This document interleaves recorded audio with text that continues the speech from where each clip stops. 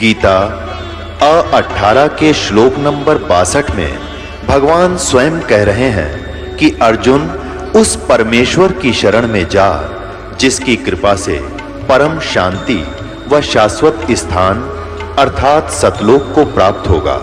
वो परमेश्वर कौन है, कहां है, कैसा है, जानने के लिए कृपया अवश्य सुनिए जगत गुरु तत्वदर्शी संत रामपाल जी महाराज के अमृत वचन।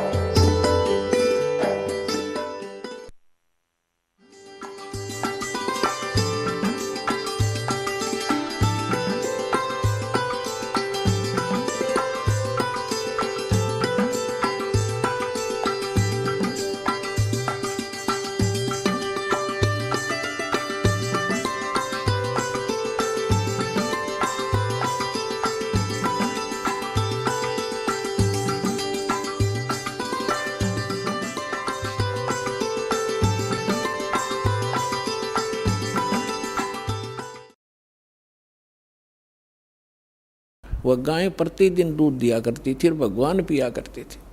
इस प्रकार परमेश्वर की परवरिश की लीला हुई। अब यहाँ पैरेलल आपको ये एक प्रमाण देना चाहेगा दास कि परमात्मा की पहचान क्या है। वेद हमारे हिंदू धर्म के एक सत्य वस्तु है, सत्य ज्ञान की वस्तु मानी जाती है कि उसमें जो लिखा है भगवान की यथार्थ महिमा है। तो जो वेद बताते हैं कि परमात्मा के बचपन में जो परवरिश की लीला कुंवारी गाय से होती है, वेद में लिखा है। और जिस भगवान ने ये लीला की है तो who is God, he is God, जो वेदों अनुसार जिसकी लीला है। अब थोड़ा सा प्रमाण देते हैं।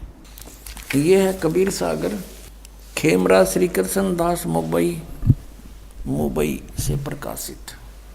कबीर सागर ये कौन है, इसका शोधकर्ता कबीर पंथी भारत पथिक स्वामी युगलानंद विहारी द्वारा प्रचलित मुद्रक एवं प्रकाशक हैं खेमरा श्री कृष्ण दास। अध्यक्ष श्री वेंकटेश्वर प्रेस, खेमरा श्री कृष्ण दास स्मारक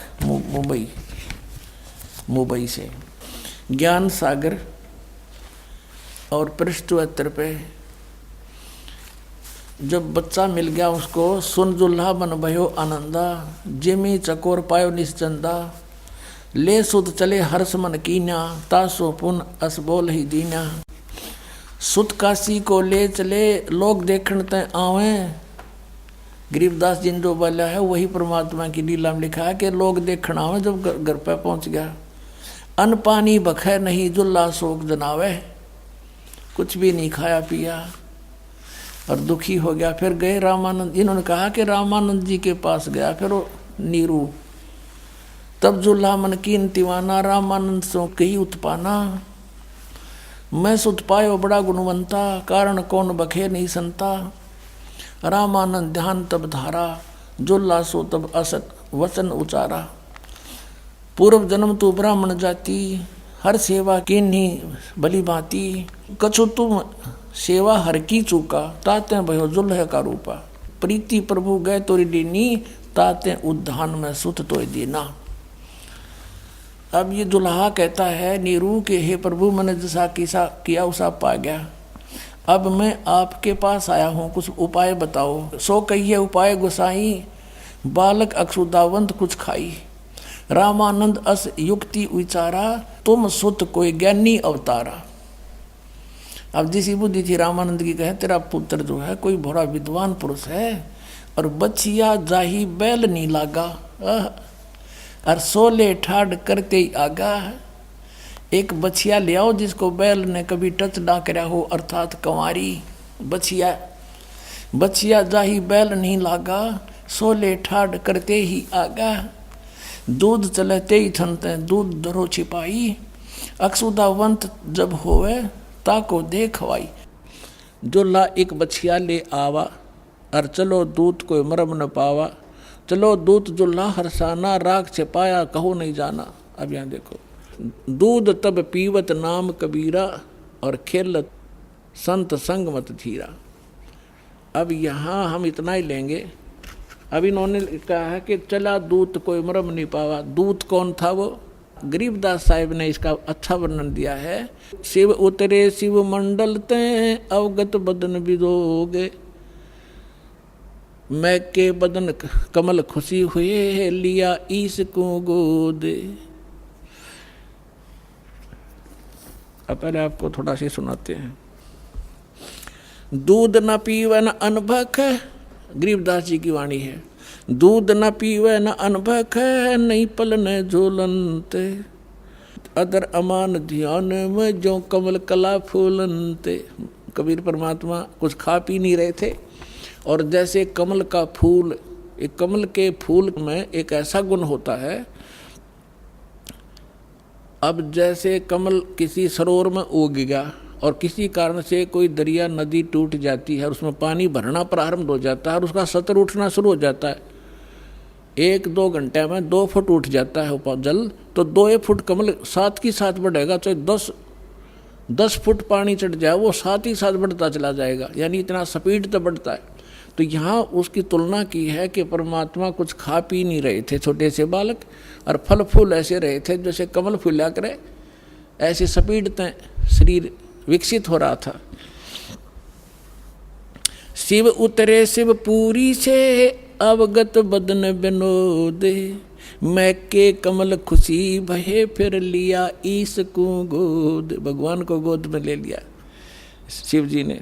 नजर नजर से मिल गई किया ईस परिणाम, धन मोमन धन पूर्णा ये धन का सीनी काम। शिव जी साधु रूप में खड़े हुए, दोनों की जब नज़र मिली परमात्मा की और शंकर जी की, तब उस साधु रूप में उस माई से और नीरू और नीमा से कहा था शंकर जी ने कि धन है नगरी जहाँ ऐसे महापुरुष के चरण टिके।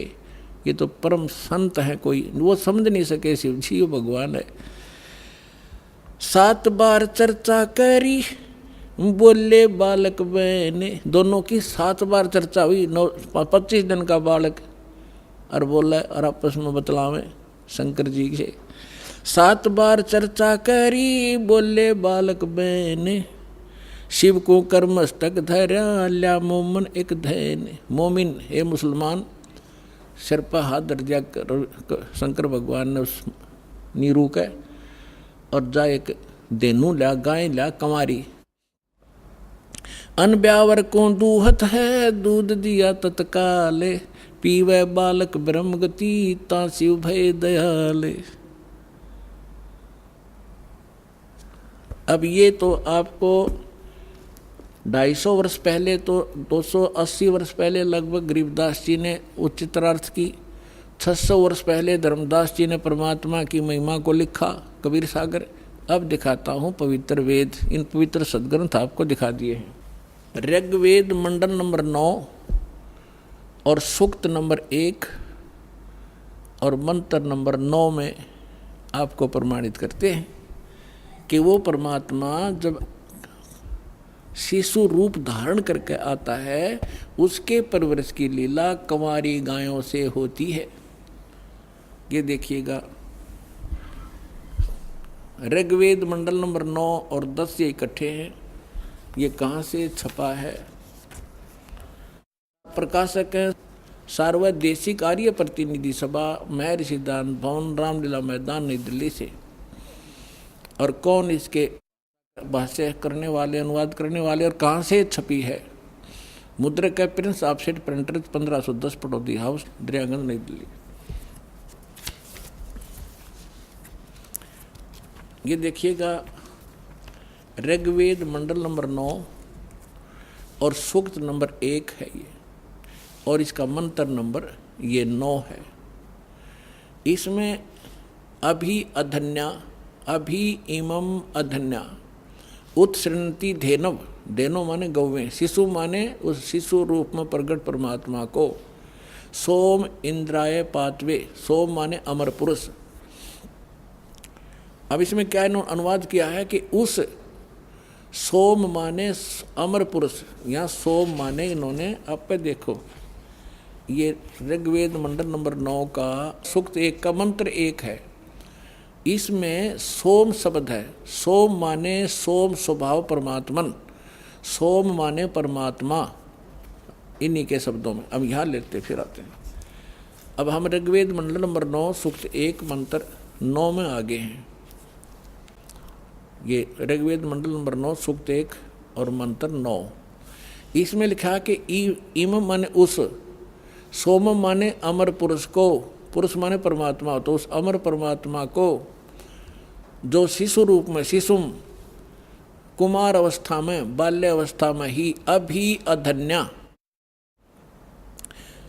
अभी माने पूर्ण, सब प्रकार से पूर्ण रूप से, अधन्या माने बिना दनाई, जो जिसको बैल ने टच ना किया हो, अभी अधन्या। हमारे यहाँ हरियाणा के अंदर हमारे यानी क्षेत्रीय भाषा में यूँ कहा करते कि ये गायें बिना दनाई है, अधन्या।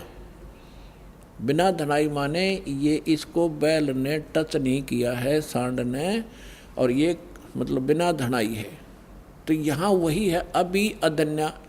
अभी माने पूर्ण, सब प्रकार से कंप्लीट इन ऑल रिस्पेक्ट, यानी कंवारी। अभी अधन्या माने कंवारी। ये देखिए, उस सोम स्वभाव, सोम माने अमर पुरुष को, शिशुम माने जो शिशु रूप में प्रकट होता है, उसकी अभी अधन्या, सब प्रकार से, अधन्या माने इन कर दिया अहिंसनीय, ये खा करनो अर्थ है इनका। दैनो माने गौवें, गौवें तृप्त करती हैं, ओए होए तृप्त करती है उस परमात्मा को। जो परमात्मा अमर पुरुष शिशु रूप धारण करके आता है, उनके परवरिश की लीला, ये समझो अभी अधन्या कंवारी गायों गौओं के द्वारा होती है, वो उसको तृप्त करती हैं। अब इससे क्या सिद्ध हुआ? परमात्मा ने जो लीला की 600 वर्ष पहले, वो आपको दिखा दी उनकी अमृत, उनकी लीला के अंदर। और उसके बाद जैसे तुलसीदास जी ने भगवान श्री रामचंद्र का इतिहास जीवनी लिखी बाद में, ऐसे ही गरीबदास साहिब को परमात्मा मिले थे, सचखंड लेकर गए थे, उनकी दिव्य दृष्टि खोल दी थी, उनका ज्ञान योग खोल दिया था। उसके बाद आदरणीय गरीबदास साहिब जी ने परमात्मा की वही महिमा बताई कि उन्होंने ऐसे लीला की। और वेद बताते हैं कि परमात्मा जब शिशु रूप धारण करके यहाँ आते हैं, एक लीला करते हैं, उस समय उनके परवरिश की लीला कंवारी गायों द्वारा होती है। Who is God? Kabir is God. बोलो सतगुरुदेव।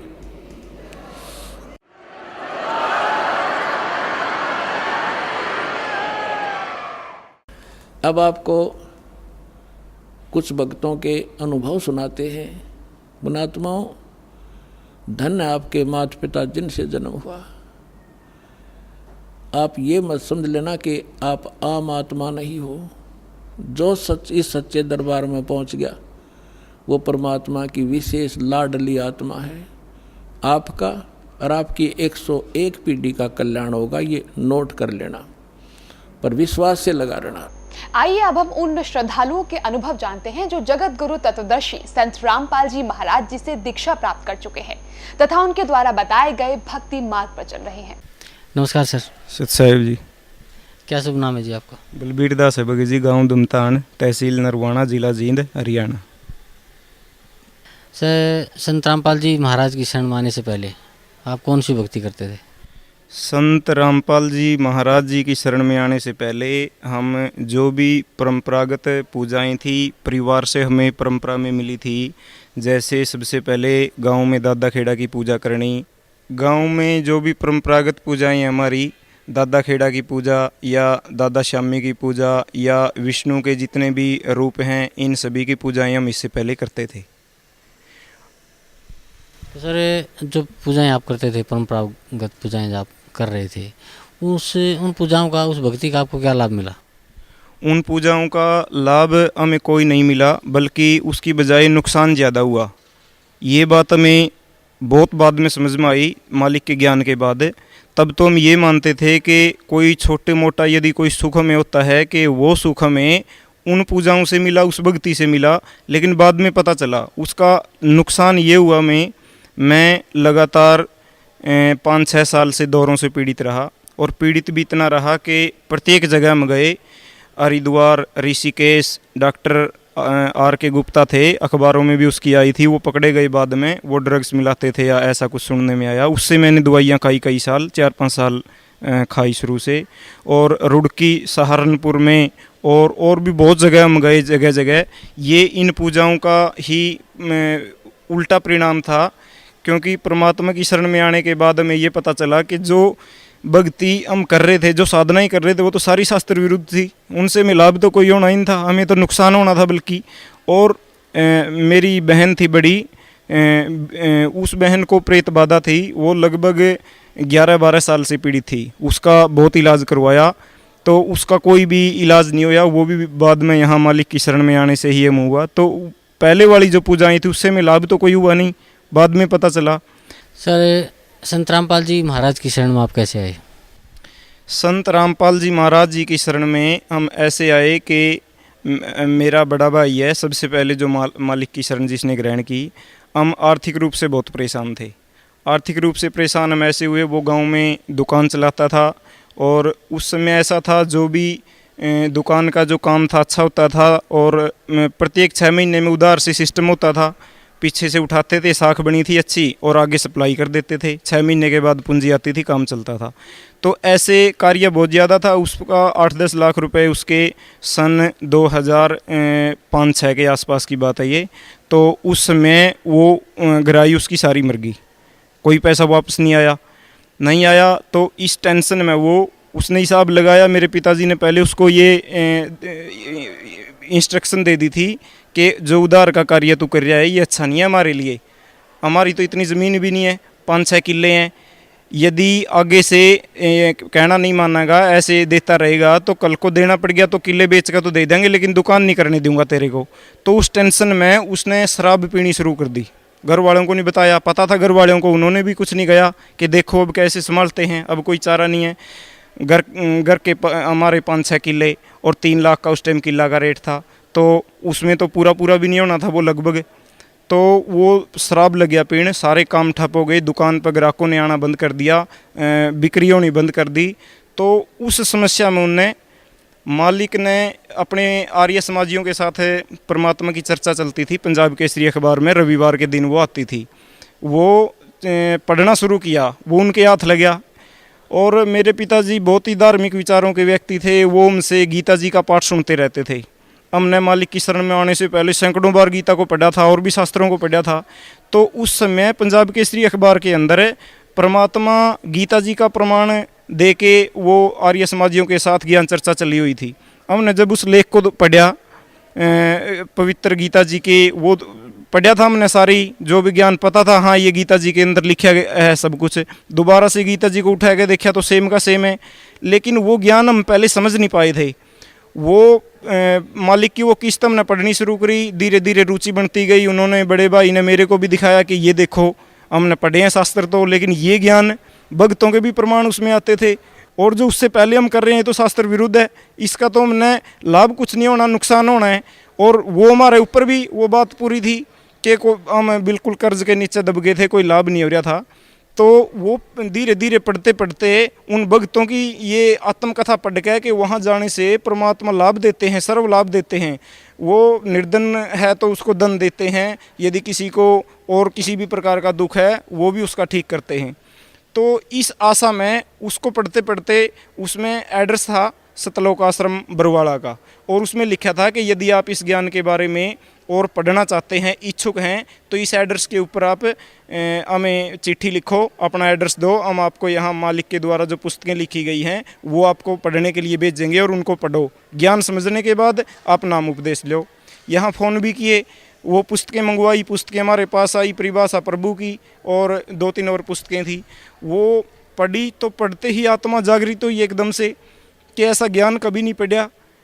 यहाँ आश्रम में टेलीफोन नंबरों से लेकर यहाँ फ़ोन किए, भक्तों से पूछा, जी हम नाम लेना चाहते हैं, हमारे पास ऐसे ऐसे दुख है, क्या हमारे भी दुख ठीक हो सकते हैं? तो यहाँ भक्त बोले जी यहाँ तो ऐसा कोई काम नहीं है, इम्पॉसिबल शब्द परमात्मा की डिक्शनरी में नहीं है, यहाँ आपके जो भी दुख हैं वो सारे दूर होंगे, आप चले आओ।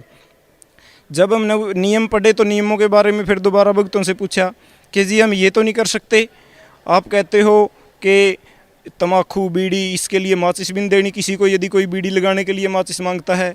हमारे यहाँ तो बुज़ुर्ग बैठते हैं, लगभग 20 बुज़ुर्ग हमेशा दुकान के सामने बैठे रहते थे, ताशें खेलते रहते थे, मेरे पिताजी साथ में होते उनके, हम उनके ओके बरते और हम इसको सेवा मानते थे। तो हमने वो भी प्रार्थना करी जी ऐसे तो हम नहीं कर सकते, अब बताओ पिताजी को कैसे मना करांगे कि हम मौका नहीं भरांगे आपका, और ये तो सेवा है। तो भक्तों ने बताया कि मर्यादा तो यहाँ सबसे पहले है, बिना मर्यादा तो यहाँ आप रह नहीं सकते, ये भक्ति कर नहीं सकते, आपको उपदेश भी नहीं मिलेगा यहाँ पे। यदि आपको भक्ति करनी है मर्यादा पहले निभानी पड़ेगी, ये परमात्मा का नियम है, और सुख उसके बाद परमात्मा की जिम्मेवारी है, वो देंगे। तो फिर वो ऐसा दृढ़ निश्चय करके उनने सोचा चलो सत्संग सुनते हैं, उसके बाद सोचते हैं। वो यहाँ चले आए, घर वालों को नहीं बताया, उनको कह दिया शहर में सामान लेने के लिए जाना है, और वो यहाँ पहुँच गए। यहाँ आए, मालिक का सत्संग सुना, तो उससे मालिक ने खिंचाव किया और उन्होंने नामदान ले लिया। समस्या बताई परमात्मा को, मालिक मैं तो ऐसे दुखी हूँ। परमात्मा बोले बेटा कोई नहीं, ये वो परमात्मा है, ये सभी के दुख हरते हैं, तुम्हारे भी होंगे, भक्ति करो, मर्यादा तोड़नी नहीं है, मर्यादा के अंदर रहते हुए भक्ति करो और आपके भी दुख परमात्मा हर लेंगे और निश्चित हो जाओ। नाम लेके चले गए। जाते ही अब उस समय जब ये नाम लिया हमने, हमारे पास गुजारे का कोई साधन नहीं था। गुजारे का साधन ये था कि हम घर पे तम्बाकू बेचते थे, कूट के वहीं पे तैयार करके। लेकिन फिर दृढ़ निश्चय कर लिया उनने कि अब हमने ये नहीं करना, परमात्मा की शरण ग्रहण कर लिया, अब यही ठीक करेंगे। और उन्होंने लगभग 1 बोरी तम्बाकू की थी हमारे बिना, जो कुटा हुआ था, मंडल थे, बोरे के बोरे 2-3 बोरे थे, वो जाके बाहर फेंक दिए। तब पता नहीं था इनको ऐसे भी नहीं फेंकना, किसी को देना भी नहीं है, बस वो बाहर फेंक दिए, लोग उठा कर ले गए उनने। और मालिक ने दया करी, वो सिस्टम ऐसा चेंज किया परमात्मा ने उसी टाइम, नाम लेते ही उनके दिमाग से तो बोझ उतर गया। ये याद दिन रही उनके बात के, इतना कर्ज है हमारे ऊपर, 8-10 लाख रुपए हमने देने हैं, पीछे से ना किसी पीछे से जो दबाव दे रहे थे भाई हमारे पैसे दो आप, मंडी से जिन व्यापारियों से हमने खरीदा था उन्होंने भी दबाव देना बंद कर दिया। उन्होंने कहा भाई तुम बहुत अच्छे व्यक्ति हो और कोई नहीं, ऐसी कोई समस्या नहीं, आप देते रहो धीरे धीरे। परमात्मा ने इतना काम बढ़ा दिया, इतना काम बढ़ा दिया। 1 महीना हुआ था हमने, ये करोंथा जब हमने नाम लिया, करोंथा आश्रम से लगभग 2-3 महीने पहले की बात है। और उसके होने से पहले 4-5 दिन करोंथा कांड के होने से पहले हमारी बहन आई हुई थी वहाँ गांव में, वो प्रेत बाधा का शिकार थी बहुत ज़्यादा। तो उस वजह से वहाँ गांव में भी हमने इलाज करवाया उनका काफ़ी, कई साल वो आती रही। गोरखनाथ की चौकी पाई, वो बालाजी गए, वो हर एक जगह बट के। हमारे गाँव में एक बाबा हैं, वो बहुत तपे हैं, बहुत मानते थे हम उनको, भाई ये ठीक करते हैं, वहाँ से भी ठीक नहीं हुई। जब कभी नहीं हुई वहाँ, उस समय घर आने के बाद उनके वो प्रेत बाधा से पीड़ित होगी। और मालिक यहाँ जो अमृत जल का जो प्रसाद देते हैं वो शिष्य हमारे पास थी। जब वो पीड़ित हुई हमने उनसे बातचीत करी, मेरे बड़े भाई आए, उनने उससे कहा, वो चीखें लगी लगान, बिल्कुल गली का ऊपर घर है, तो सोचा भाई ये तो परेशानी होगी, लोग इकट्ठे हो जाएंगे। वो पास आए, उनने उनसे बातचीत करनी शुरू की कि आप कौन हो, इस लड़की से क्या चाहते हो, क्यों तंग कर रहे हो, आपको यदि कुछ करना है। अकेला मेरे भाई ने उस समय अकेले ले रखा था, 1 महीने के बाद की बात है। तो उनने कहा इस लड़की को क्यों परेशान कर रखा है, यदि आपने तंग करना है मेरे को कर लो। वो बोली उसके अंदर से कि नहीं आपको नहीं कर सकते हम तंग। क्यों नहीं कर सकते, बोले आपने तो उपदेश ले रखा है और उपदेशी को हम तंग नहीं कर सकते। ये कहते ही फिर उनको थोड़ा और दृढ़ विश्वास हुआ, भाई उपदेशी को आप तंग नहीं कर सकते। तो फिर उनने बताया उनको कि फिर आप हमारे घर में प्रवेश कैसे कर गए, जब मन ने नाम ले रखा है, ये मेरा घर है, यहाँ तो आप प्रवेश नहीं कर सकते थे। वो गेट में थी, गेट के बिल्कुल बंद, गेट के बस अंदर की साइड में। वो बोले हम आपके मकान के अंदर प्रवेश नहीं कर रखा हमने, हम तो गेट में हैं। और उसने वापस जाने की जिद कर ली थी उस दिन, लेकिन वो रोक ली थी ज़बरदस्ती। बोले इसने तो जाना था लेकिन आपने रोक ली, और मजबूरन बस हम आना पड़ा, नहीं तो हम तो बाहर थे और जाते समय इसके साथ चलते। तो हमारा ध्यान आई कि मालिक प्रसाद देते हैं, जल प्रसाद पिलाते हैं इसको। थोड़ा सा जल प्रसाद पिला दिया, पिलाते ही तुरंत निकल गई वो, उसके बाद नहीं आई। सभी इधर उधर हो गए, चलो भाई ये तो समस्या ख़त्म हुई। और उसको समझाने लगे भाई कल जाओ वहाँ करोंथा आश्रम, मुझे भी चाव था कि करोंथा आश्रम तो हमने देखा ही नहीं, यहाँ बरुवाड़ा में ही हमने नाम लिया था। तो मैंने कहा कि मैं ठीक है भाई, मैं सुबह जाता हूँ बहन के साथ और इसको नाम दिलाता हूँ। लगभग 10-15 मिनट के बाद दोबारा से उनको प्रेत बाधा दोबारा से फिर होगी। तो फिर वो उनसे फिर दोबारा उन्होंने चर्चा करी और उनको कहा कि ऐसा ठीक नहीं है, आप इनको तंग नहीं कर सकते और इनको ठीक है कल हम नाम दिला देते हैं, फिर क्या करोगे, और नहीं तो आपको इतने जूते पड़ेंगे, हमारे गुरुदेव आपको बख्शे नहीं। फिर वो फिर उसके बाद निकल गई, फिर नहीं वो दोबारा से आई। सुबह हम चले ट्रेन से, साथ में मेरी भाभी जी को भी पहले प्रेत बाधा थी, तो ये कह दिया उन्होंने कि सभी को दिलाओ भाई, तुम दोनों को ले जाओ अपने साथ में। मेरे दिल में एक शंका होगी कि सुबह 4 बजे जाना है ट्रेन से, और यदि रास्ता में प्रेत बाधा इनको होगी, 2 हैं मेरे साथ में बहन और भाभी, तो समस्या हो जाएगी। वो उस जल की शीशी मैंने साथ में ही रख ली थैला में कि ये बचाव करेगी। और रोहतक जैसे ही ट्रेन रुकने को ही फिर वो पीड़ित होगी प्रेत बाधा से, और चलते चलते ही उसके ढक्कन में ही मैंने डाल कर उसको दे दी, वो तुरंत ठीक। आश्रम में पहुँचे, नाम उपदेश लिया, और 4 दिन के तुरंत बाद ये करोंथा कांड हो गया। ये मालिक ने रजा करी अपनी उस आत्मा पे, नहीं तो बहुत परेशान होती। मालिक लगभग 2.25 साल अज्ञातवास पर रहे, और उसके आज तक 2013 तक आज तक उनको कोई प्रेत बाधा नहीं है, बिल्कुल वो स्वस्थ हैं और बिल्कुल ठीक है। उसका भी दुख परमात्मा ने ऐसे हरिया, और सबसे मुख्य बात तो ये है कि उनका जो दुख भी हरिया और एक ये मार्ग दे दिया परमात्मा ने अपना मोक्ष मार्ग। और इससे अलग भी जो मैं पीड़ित था, जितने भी हमारे और भी बहुत सी तो ऐसी पर्सनल बातें हैं हम दूसरे के सामने शेयर भी नहीं कर सकते उनको, परमात्मा की सिर्फ हमने एक समस्या जैसी ही आई, अपने मन ही मन एक ऐसे प्रार्थना करी परमात्मा से कि हे परमात्मा, ये तो बहुत गंभीर स्थिति होगी, ऐसी स्थिति में तो हम किसी को बता भी नहीं सकते, और ये तो सामाजिक दृष्टि से भी आर्थिक दृष्टि से भी बहुत मुश्किल हो जाएगी। जैसे ही प्रार्थना करी परमात्मा से, वो समस्या जो बिल्कुल हल होगी तुरंत। तो ये परमात्मा है, पूर्ण परमात्मा है, ये कबीर साहिब हैं, ये संत रामपाल जी महाराज जी के चौड़े में है, लेकिन है कबीर परमात्मा। और इनकी डिक्शनरी में इम्पॉसिबल शब्द तो है ही नहीं, असंभव कुछ नहीं है परमात्मा के लिए। परमात्मा कुछ भी कर सकते हैं, मालिक का ज्ञान सच्चा है, परमात्मा सच्चे हैं, और ये भगवान सच्चा है, इसमें हमने बिल्कुल भी कोई संदेह नहीं है। तो परमात्मा ने हमारे तो बहुत दुख रहे हैं, हम गुणगान नहीं कर सकते परमात्मा का इतने, क्योंकि कहते हैं परमात्मा कबीर परमेश्वर की वाणी है कि कबीर 7 समुद्र की मसी करूं और लेखनी करूं बंदराए, धरती का कागज करूं गुरु गुण लिखा न जाए। हम परमात्मा के गुणों का वर्णन नहीं कर सकते। तो ये मालिक का ये अनुभव हो या हमने हमारे जीवन में। सर, भक्त समाज को क्या संदेश देना चाहते हैं आप? पूरे भगत समाज को तो हम ये संदेश देना चाहते हैं कि आज ज़्यादातर भक्तों के साथ जो अभी जुड़े नहीं है मालिक से, किन्हीं दूसरे पंथों में फंसे पड़े हैं, उनके साथ समस्या ये है कि वो इस ज्ञान को सुनना ही नहीं चाहते। तो सबसे पहले तो उनको यही प्रार्थना है, जो भी सुन रहा है इस हमारे एपिसोड को, तो उनसे ये प्रार्थना है कि आप बिल्कुल निसंकोच होकर और बिना किसी का पक्ष लिए आप निष्पक्ष होकर इस ज्ञान को सुनो। बिना ज्ञान सुने तो आपको पता ही नहीं चलेगा सच क्या है झूठ क्या है, और ज्ञान सुनने से ये किसी को चिपट नहीं जाएगा कि ज्ञान सुन लिया तो ये ऐसा है, वो छूट नहीं सकते इससे। ज्ञान सुनो बिल्कुल विवेक से, धैर्य से। शास्त्रों मालिक प्रमाण देते हैं, बिना प्रमाण परमात्मा एक भी बात नहीं बताते। जो भी प्रमाण देते हैं आप उसका मिलान करो शास्त्रों से। और पवित्र गीता जी में लिखा भी है कि अर्जुन, तेरे लिए कर्तव्य और अकर्तव्य, करने और नहीं करने वाले जो कर्म हैं उनके लिए शास्त्र ही प्रमाण है, और तो है ही नहीं कोई। संत तो यदि हम माने तो संत तो इतने हैं, हम किस पे विश्वास कराएंगे? क्योंकि अर्जुन ने पूछा, कहा भी है जी संत तो बहुत है यहाँ पे, बड़े बड़े महामंडलेश्वर है, किसकी करूँ पूजा? तो उसके लिए शास्त्र ही प्रमाण है।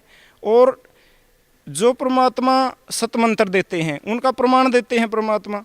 पवित्र गीता जी में लिखा है, ओम तत्सत इति निर्देश ब्राह्मण त्रिविध समर्थ है, कि उस पूर्ण परमात्मा की यदि भक्ति आपने करनी है, यदि मोक्ष प्राप्त करना है, तो उसका तो 3 मंत्र का 3 विधि से सुमरण करने का मंत्र है।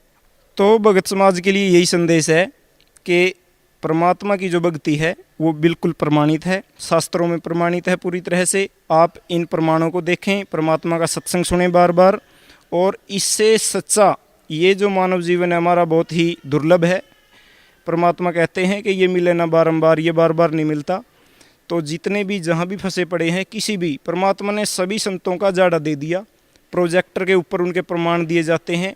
मालिक कुछ भी किसी की ना तो निंदा करते, और जो कहते हैं वो स्पष्ट कहते हैं। चोर को चोर कहना बिल्कुल निंदा नहीं होती। यदि कोई चोर कहता है कि हमारी निंदा करता है, तो फिर निंदा की परिभाषा परमात्मा बताते हैं, फिर वो जानते नहीं। तो भगत समाज को ये बिल्कुल निष्पक्ष होकर इस ज्ञान को सुनो, और फैसला फिर आपको ही करना है। किसी के ऊपर मालिक बिल्कुल नहीं थोपते, अपनी मर्जी से आओ। यहाँ आने वाले जो भगत हैं वो आते हैं जो दुखी हैं। ज्ञान भी और परमात्मा कौन है, कैसा है, किसकी भक्ति करनी चाहिए, हमें तो कुछ भी पता नहीं था, ये भी परमात्मा बताते हैं। परमात्मा कौन है, उसकी भक्ति कैसे करनी चाहिए, ये भी परमात्मा बताते हैं।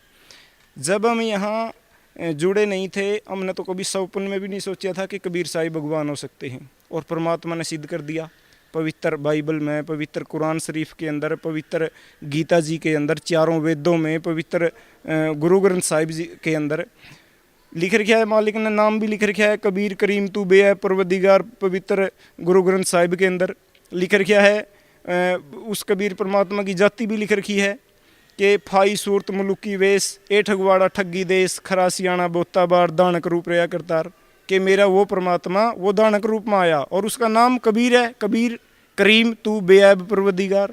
और नानक जी ने अपने शब्द में लिखा है, वाह वाह कबीर गुरु पूरा है, वाह वाह कबीर गुरु पूरा है, पूरे गुरु की मैं बली जावा, जाका सकल जहूरा है। परमात्मा ने किसी भी शास्त्र को नहीं छोड़ा। पवित्र यजुर्वेद में प्रमाण दे रखा है कि वो परमात्मा कैसे आता है, और उसकी अक्षमता कितनी है। कि यदि ऋग्वेद के अंदर परमात्मा दिखाते हैं, बताते हैं प्रमाण कि यदि मृत्यु के बिल्कुल निकट चला गया है, यदि रोगी हो गया है गंभीर, और जीवन उसका नाश होने वाला है, या यमलोक में भी चला गया है, तो मैं तेरे को 100 साल की उम्र भी दे दूं भक्ति के लिए, वहाँ से यमलोक के द्वार से भी छुड़ा लाऊं तुझे, और आयु प्रदान करूं भक्ति के लिए। तो ये परमात्मा सक्षम है। यहाँ बिल्कुल भगत समाज को निष्पक्ष होकर फैसला लेना चाहिए। वो एक बार इस ज्ञान को देखो, परमात्मा जो ज्ञान देते हैं, जो शास्त्रों के प्रमाण दिखाते हैं, उनको देखो। और जहाँ वो जुड़े हैं, जो परंपरागत पूजाएं करते हैं, जैसे ज़्यादातर हमारा हिंदू समाज विष्णु जी की पूजा करता है, लेकिन हमारे शास्त्र जो मैं पैंस भक्ति का पवित्र गीता जी में लिखा है कि जो इन तीनों गुणों की पूजा करते हैं, त्रिगुणी माया के द्वारा जिनका ज्ञान राजा आ चुका है, ऐसे परमात्मा ने 4 उपमा दे दी उनको, राक्षसी स्वभाव को धारण किए हुए और दूषित कर्म करने वाले, मनुष्यों में नीच, मूर्ख लोग, मुझे भी नहीं बजते अर्जुन। तो बताओ, अब ये फैसला भगत समाज खुद कर सकता है। यदि गीता जी में इन चारों को इतनी घटिया उपमा दे रखी है, राक्षसी स्वभाव है उनका, जो ब्रह्मा विष्णु और शिव की पूजा करते हैं, और मनुष्यों में सबसे नीच और मूर्ख हैं वो, और दूषित कर्म करने वाले, तो जो इन देवी देवताओं की पूजा करते हैं उनकी स्थिति क्या है, वो भगत समाज खुद फैसला कर सकता है। हम और जो पूजाएं करते हैं, ये पितर पूजा, जो देवी देवताओं की पूजा, इसका तो कहना ही कुछ नहीं। पवित्र गीता जी में स्पष्ट दे रखा कि देवताओं को जो पूजते हैं देवताओं के लोक को चले जाते हैं, सिर्फ ये प्रतिफल है। जो पितरों को पूजेंगे पितरलोक को, जो भूतों को पूजते हैं वो भूत बन जाते हैं। और जो मेरी पूजा, गीता बोलने वाला जो भगवान है ब्रह्म काल, ये कह रहा है जो मेरी पूजा करता है वो ब्रह्मलोक को प्राप्त हो जाता है। लेकिन ब्रह्मलोक तक भी सब पुनरावृत्ति में है, यहाँ भी मोक्ष नहीं मिलेगा। हमें सिर्फ ब्रह्मलोक को चले जाएंगे, जितना समय है वहाँ व्यतीत करने के बाद फिर 1,84 में आना होता है। तो परमात्मा प्रमाण देते हैं, परमात्मा कुछ भी बिना प्रमाणों के नहीं कहते। हमारे शास्त्रों में जब लिखा है, यदि हम उसके खिलाफ भक्ति करते हैं, उसके विरुद्ध, शास्त्र विरुद्ध साधना करते हैं, तो ये प्रेत योनि, पितर योनि, ये इनको हम प्राप्त होंगे, और हमारा जो ये मनुष्य जन्म है ये बेकार चला जाएगा। तो सभी भगत समाज से मेरी यही प्रार्थना है कि संत रामपाल जी महाराज जी ने जो ये मार्ग चलाया है, और परमात्मा का ये मार्ग बिल्कुल प्रमाणित है। आप इसको सुनो और इसको ग्रहण करो। आपके इस जन्म के जो दुख हैं वो भी दूर होंगे। यदि आप गरीब हैं, या शारीरिक रूप से दुखी हैं, या आपको किसी भी प्रकार का दुख है, वो भी दूर होगा, और आप मोक्ष प्राप्ति भी करोगे। जो सिर्फ ये एक ही जगह है यहाँ पूरी सृष्टि के अंदर, 21 ब्रह्मांड के अंदर, जहाँ पे मोक्ष प्राप्ति हो सकती है। नहीं तो ये ज्ञान किसी के पास नहीं है, इसकी तो बनक भी नहीं थी हमें कि ऐसा भी हो सकता है, और परमात्मा ने सिद्ध कर दिया। और उस सतलोक को यदि प्राप्त करना है, उस धाम को, तो यहाँ आओ संत रामपाल जी महाराज जी की शरण में। जैसे हम आए हैं, लाखों लोगों के दुख दूर हुए हैं, तो आपके भी दुख दूर होंगे, और वो सनातन परम धाम, वो सतलोक प्राप्त होगा आपको, और मोक्ष हो जाएगा। जी धन्यवाद, आपका बहुत बहुत धन्यवाद। धन्यवाद सत साहिब। नमस्कार सर। सत साहिब भगत जी। क्या शुभ नाम है जी आपका? अमरदास। सर कहाँ से आए हैं आप? यूपी ललितपुर से। सर संत रामपाल जी महाराज से नाम उपदेश लेने से पहले आप कौन सी भक्ति करते थे? मैं बजरंगबली की भक्ति करता था। जो भक्ति आप बजरंगबली जी की करते थे, उस भक्ति से आपको क्या लाभ मिला? मुझे बजरंगबली की भक्ति से कुछ लाभ नहीं मिला। सर संत रामपाल जी महाराज की शरण में आप कैसे आए? मेरे गांव से और भक्त लोग जुड़े हुए हैं यहाँ पे सतलोक आश्रम में। तो वो पहली बार यहाँ पर आए थे, तो मुझे एक ज्ञान गंगा पुस्तक दी गई थी, तो मैंने उसको पढ़ के और उनको गालियाँ भी दी थी। जो भगत जी यहाँ से किताब ले गए थे, उनके लिए मैंने गालियाँ दी थी। मैंने कहा उस पर जैसे बताया था कि किसी की पूजा नहीं करनी है, किसी के पैर नहीं पड़ना है। तो मैंने समझा कि ये बहुत कठिन मार्ग है और हमारे भगवानों के लिए छुड़ा रहे हैं। तो मैंने भगवान यहाँ पर परमात्मा के लिए गाली भी दिया था। फिर इसके बाद में मुझे समझ में आया 1-2 दिन बाद कि मैंने बहुत बुरा किया। अपने आप में समझ में आया। रात को कभी कोई कुछ बोलता, कोई कुछ और बोलता, सपने में कुछ ऐसे ख्याल आते रहते थे। तो फिर मुझे मन में ऐसी भावना हुई कि चलो सतलोक चलना चाहिए, गालियाँ दे के। तो फिर मेरे पास पैसे नहीं थे, तो मैंने दुकान वाले को अपना मोबाइल, मेरा मोबाइल था वो एक्सटेल का था, तो 27 रुपये का आया था। तो मैंने उसके लिए गिरवी रखा मोबाइल को और 1000 रुपये में लेके आया यहाँ पे। तो मेरा आते आते 500 रुपये यहाँ तक का खर्चा हो गया, और यहाँ से 500 रुपये फिर खर्चा हो गया। इधर से गया नाम लेके, तो 500 रुपये खर्चा हो गया मेरा। फिर इसके बाद में मैं अपने ललितपुर पहुँचा ज़िला में, तो मेरे पास एक भी रुपये नहीं बचा था, ना मोबाइल उठाने को बचा था और ना कहीं से आता था पैसा। तो एक ऑटो में गया मैं, हमारा बस स्टैंड पड़ता है रेलवे स्टेशन से। तो मैंने सोचा कि मेरे पास तो पैसा नहीं, तो कोई ना कोई तो दे देगा। तो ऑटो वाले ने मेरे से पैसा भी नहीं मांगा, और ऑटो वाला वापसी मुझे बस स्टैंड पर छोड़ के भाग आया। तो वो जहीं से टैक्सी, वो जो ऑटो थी वो भागी, और मुझे वहाँ पर 1000 रुपये का नोट मिला। तो मेरे पास में मतलब और भगत लोग भी थे। तो मैंने उनसे पूछा ये तुम्हारा नोट तो नहीं किसी का? तो फिर मैंने पूछा कि वो टैक्सी वाले का गिर गया होगा। तो टैक्सी वाले से वहाँ पर थोड़ी देर में वहाँ पर आता जाता रहता था वो। तो वो टैक्सी वाला आध घंटे में फिर आया, तो उससे पूछा गया कि तुम्हारा 1000 का नोट तो नहीं गिर गया? तो बोलता है मेरे पास नहीं है कोई 1000 का नोट, और ना ही मेरा गिरा है। तो फिर हमें समझ गया कि इस बंदी छोड़ सतगुरु रामपाल जी महाराज की कृपा मेरे ऊपर हो गई है। तो जब से मैं समझ गया कि भक्ति मार्ग सही है। इसके बाद में मेरे घर वाले मेरी पिटाई करते थे, बोलते तू सतलोक क्यों जाता है, ऐसा वैसा छोड़ दे, किसी का पैर नहीं पड़ता है, ये करता है वो करता है। तो मुझे मारते थे वो लोग, अभी भी मारते हैं फिर भी। लेकिन मैं, जैसे कुआं है हमारा, तो मैं कुआं पे रहता हूँ। तो वहाँ पे कुआं में जाके और एक छोटा सा झोपड़ी बनाया था, तो उसमें रहता था। तो मेरे लिए एक दिन घी ख़त्म हो गया, देसी घी की खड़ी जोत जलाते हैं ना। तो मैंने सोचा कि चलो परमात्मा, अब यहाँ पर कहाँ मेरे पास पैसा है नहीं, और मैं खड़ी घी की जोत कैसे जला पाऊँगा। तो मैंने सोचा चलो मीठा तेल लाता हूँ। तो मीठा तेल लेने के लिए जा रहा था, तो शाम को एक बुढ़ा आया। हमारे गांव का एक बुढ़ा है, उसकी शक्ल में परमात्मा संत रामपाल जी महाराज ही आए वो। तो उन्हें मुझसे बोलते हैं बेटे तेरे घर वालों ने घी भेजा है और तू उधर कुआं पे रहता है, तो ये तेरे लिए जोत जलाने के लिए घी चाहिए ना, तेरे घर वालों ने बोला है मुझसे। तो मैंने कहा ठीक है भगत जी। मैंने उनको बोला, मैंने ठीक है दादाजी, ये घी मतलब घर वालों ने भेजा है, ठीक है। तो मेरे लिए मैं इतना करके अपना भक्ति मार्ग में लग गया, अपना जोत जलाने के लिए अंदर चला गया झोपड़ी में, और वो भाग आया बुढ़ा वहाँ से। मैंने देखा वो भक्ति करते, फिर मैं घर गया खाना खाने के लिए। वहाँ पर पूछा मैंने, तुमने घी भेजा था? बोलते हमने नहीं भेजा। तो फिर मैं समझ गया कि बंदी छोड़ रामपाल जी महाराज जी ही आए थे, मैं उनके लिए नहीं छोड़ सकता, चाहे मेरे प्राण कोई ले ले या कुछ भी हो जाए। अभी भी मेरे घर वाले मुझे पीटते हैं, डांटते हैं, फिर भी मैं नहीं छोड़ूंगा।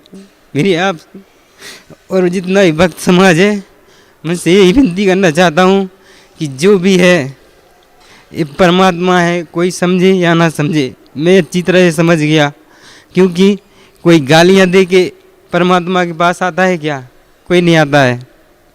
मुझे परमात्मा मिले, मुझे सच्चा मार्ग बताया और मैं उनका साथ नहीं छोड़ने वाला, क्योंकि मैं तो समझ गया हूँ ये परमात्मा है। और भक्ति मेरी आगे ऐसे ही बढ़ती रहे। और परमात्मा के मालिक से यही बोलूँगा कि आप अपनी रजा मेरे ऊपर ऐसे ही बनाए रखेंगे, बस मैं ऐसे ही अपना जीवन व्यतीत कर लूँगा। सत साहिब भगत।